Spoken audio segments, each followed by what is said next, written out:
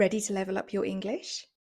I have some must know business idioms for you today that will make you sound like a pro in any business meeting.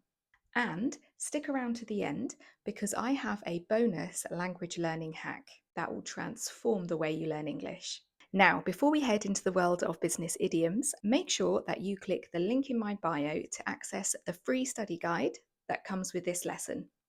It contains all the idioms with examples plus more. Ready?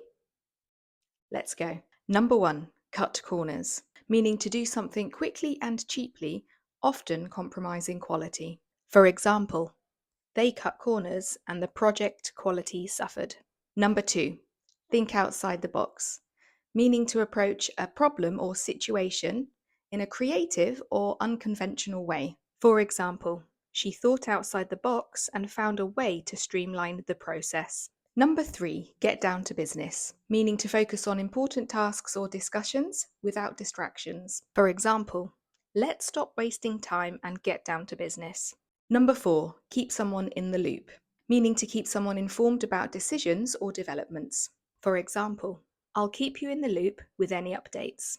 Number 5, go the extra mile, meaning to make an additional effort or going beyond what is expected. For example, he went the extra mile to ensure his customer was satisfied. Number 6, on the same page, meaning to have a shared understanding or agreement about something. For example, we need to be on the same page about the project's goals. And finally, number 7, ballpark figure, meaning an approximate or rough estimate, which is usually used when discussing numbers or costs. And now for that special language learning hack that I promised you earlier. One of the best ways to learn and remember idioms is through spaced repetition. Now, this technique involves reviewing information at increasing intervals to reinforce your memory. And there are many apps out there like Anki or Quizlet that can help you with spaced repetition. Start using this technique to review the idioms that we have covered today, and you'll be mastering business English in no time. Thanks for sticking around.